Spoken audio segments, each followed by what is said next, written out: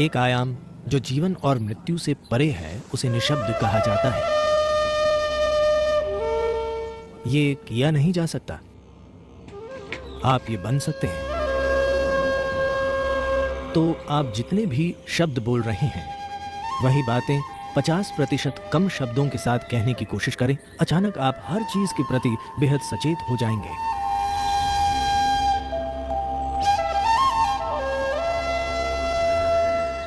हवा की अपनी ही आवाज है, पानी की भी,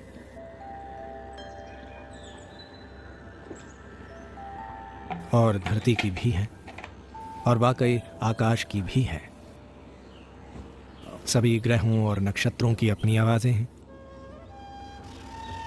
दर्द की आवाज होती हैं, खुशी की आवाजें, दुख की आवाजें और आनंद की आवाजें होती हैं। हर चीज की एक ध्वनि होती है। इंसानी जीवन में ये बिल्कुल सच है। जीवन और मृत्यु दोनों की ध्वनियां होती हैं। यहां तक कि मौन की ध्वनियां होती हैं। तो ध्वनियों का जटिल मेल है। अलग अलग ध्वनियों से अलग अलग मंशाएं, मजबूरी के और साथ ही बंधन के विभिन्न स्तर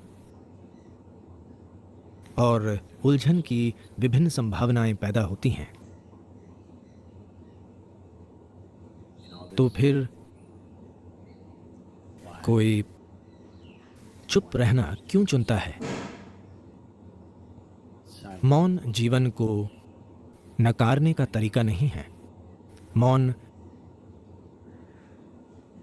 खुद को कुछ करने से रोकना भी नहीं है। मौन का संबंध मजबूरी से चेतनता की ओर बढ़ने से है। सभी ध्वनियां मजबूरी के अलग अलग रूपों और आयामों का ही एक रूप हैं। जब कोई सचेतन होना चुनता है और मजबूर करने वाली चीजों से दूर होना चाहता है तो वो स्वाभाविक रूप से चुप रहना चुनता है। Silence does not mean shutting your mouth silence, plugging your ears silence. मौन यानी ये नहीं कि अपना मुंह या अपने कान बंद कर लिए जाएं। आप मौन में गा सकते हैं, आप मौन में नाच सकते हैं, आप मौन में बोल भी सकते हैं, आप मौन में चिल्ला भी सकते हैं। कोशिश न करें। करिए अपनी यूपीएससी आईएएस की तैयारी को और भी easy and smooth with study IQ app. Prepare at your own comfort with India's one of the best faculties. Get hold of live classes and loads of free content like current affairs, answer writing practice, daily free quizzes, videos, articles, job alerts, etc. etc. आप गिनते गिनते थक जाओगे, but this list is endless. So what are you waiting for? Get the Study IQ app for free from Play Store or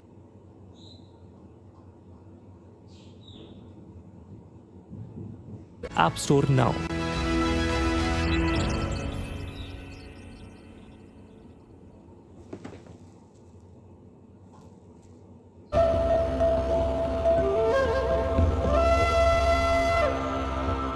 यानी ये नहीं कि जब सभी चुप हों तब चिल्लाना। वो मौन में चिल्लाना नहीं होता,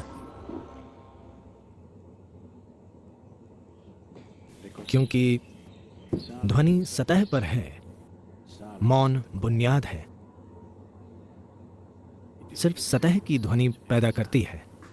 देखिए, पानी सतह से टकराता है और आवाज आ रही है। गहराई में कोई आवाज नहीं होती। जीवन ऐसा ही है। सतह पर ध्वनियों का एक बहुत ही जटिल जाल है। ध्वनियों का चक्रव्यूह है, पर मूल में कोई ध्वनि नहीं है। अंग्रेजी भाषा में नो साउंड के लिए कोई शब्द नहीं है। हम इसे निशब्द कहते हैं। इसका अर्थ है ध्वनि बिल्कुल ना होना, ध्वनि का पूर्ण अभाव। ध्वनि ना हो तो प्रतिध्वनि भी नहीं होगी। प्रतिध्वनि नहीं होगी तो जीवन नहीं होगा। जीवन के नहीं होने से सृष्टि नहीं होगी। सृष्टि न होने का अर्थ है सृष्टा भी नहीं होगा। तो एक स्थान जो सृष्टि और सृष्टा से परे है, एक आयाम जो जीवन और मृत्यु से परे है, उसे निशब्द कहा जाता है।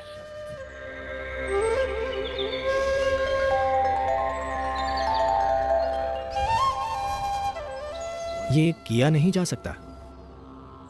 आप ये बन सकते हैं। आमतौर पर यह बताने के लिए दो शब्दों का प्रयोग किया जाता है। एक है मौन, यानी आप चुप्पी का अभ्यास कर रहे हैं, आप चुप नहीं हैं, आप मुंह बंद करके चुप हो गए हैं। ये निशब्द नहीं है। मौन यानी चुप्पी का अभ्यास करना। अभ्यास करने का अर्थ है आप खुद वो नहीं हैं। क्या आप जीवन हैं या आप जीवन का अभ्यास कर रहे हैं? मैं पूछ रहा हूं, आप जीवन हैं या जीवन का अभ्यास कर रहे हैं? अभ्यास नहीं, आप जीवन हैं। शायद अभ्यास अच्छा नहीं है, पर आप जीवन हैं। इसी तरह मौन का अभ्यास करने और मौन होने में अंतर है। मौन का अभ्यास एक नियम की तरह शुरू होता है,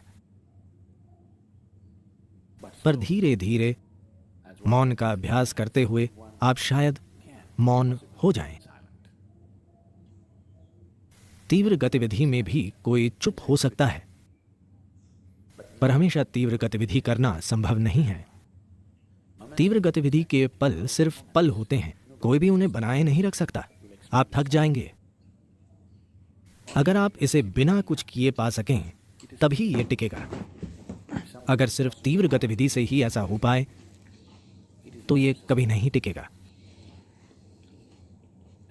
गायन के बहुत तीव्र और आनंदमय क्षण में कोई व्यक्ति मौन बन सकता है या उसे चख सकता है, पर यह कब तक टिकेगा? आपका गला फट जाएगा और आपके पड़ोसी आपको पीटेंगे। संभव है। तो मौन होने या बन जाने की इस संभावना का एक अर्थ है स्थिर हो जाना, पूरी तरह से स्थिर हो जाना। स्थिरता कई तरीकों से पाई जा सकती है। एक सांप भी स्थिर होता है। एक बाघ भी शिकार करते हुए स्थिर, चौकन्ना, पर बिल्कुल स्थिर। ये स्थिरता के विभिन्न आयाम हैं जिनका काम जीवन चलाना है। अगर सांप हिलेगा डुलेगा तो मारा जाएगा। अगर शेर स्थिर नहीं रहेगा तो उसे भोजन कभी नहीं मिलेगा। ये जीवन चलाने की चीजें हैं। हमें जिंदा रहने के लिए कुछ करना जरूरी है। जब इंसान की नजर जिंदा रहने से परे की चीज पर पड़ती है, तभी वो स्थिरता के बारे में सोचेगा।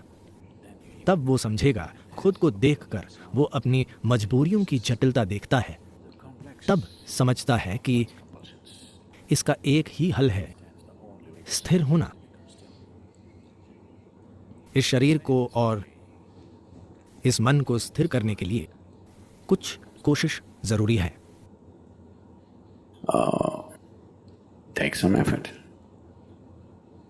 अगर कोई बस आनंदित है तो वो स्थिर हो जाएगा, वरना उसे कदम दर कदम काम करना होगा इस शरीर को बिल्कुल स्थिर करने के लिए। ज्यादातर लोग एक ही जगह पर शरीर को रोक नहीं पाते। वे हमेशा हिलते डुलते रहते हैं।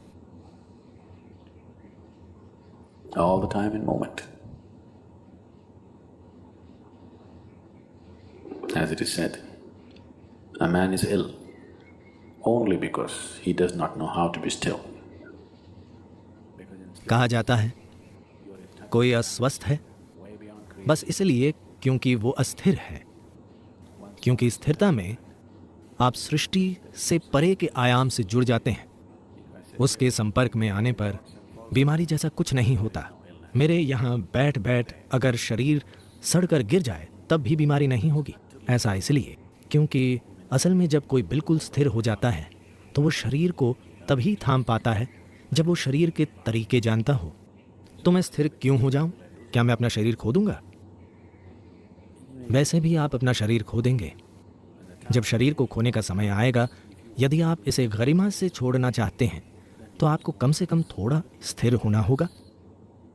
अगर आप अपने शरीर को वैसे ही नीचे रखना चाहते हैं जैसे इस कपड़े को नीचे रखना, उतने आराम से, उसी सुंदरता के साथ, तो आपको खुद में कुछ स्थिरता लानी होगी, वरना आपको और आपके शरीर को अलग करना होगा, जो एक बदसूरत चीज होगी।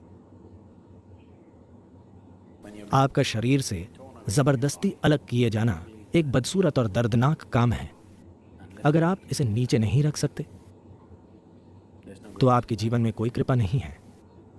तो अगर आपको कृपा पानी है तो आपके जीवन में कम से कम कुछ स्थिरता जरूरी है। ऐसा तभी होगा जब आपके जीवन में कुछ मौन होगा। अगर अभी नहीं हो पा रहा तो कम से कम थोड़ा सा मौन का अभ्यास। 1 घंटे में अगर आप अभी 1573 शब्द बोल रहे हैं, कितने शब्द मां? आप 1 मिनट में कितने शब्द बोलते हैं? 1573। वाकई इतने ज्यादा? मुझे लगा कि यह असंभव है। ठीक है, मुझे आप पर विश्वास है। तो आप जितने भी शब्द बोल रहे हैं, वही बातें 50% कम शब्दों के साथ कहने की कोशिश करें। अचानक आप हर चीज के प्रति बेहद सचेत हो जाएंगे। फिलहाल मौखिक दस्त हो रहा है। 1573 यानी दस्त, ठीक है? अब अगर आपको आधे शब्दों में वही बातें कहनी हो तो बहुत सचेत रहना होगा, वरना आप नहीं कह पाएंगे। बस कोशिश करके देखें। कल एक दिन 1 घंटे में आमतौर पर आप जितने शब्द बोलते हैं उसे आधा कर दें। अपनी गतिविधियां कम ना करें, वही बातें कहें, लेकिन आधे शब्दों में पूरी दुनिया कितनी अच्छी हो जाएगी।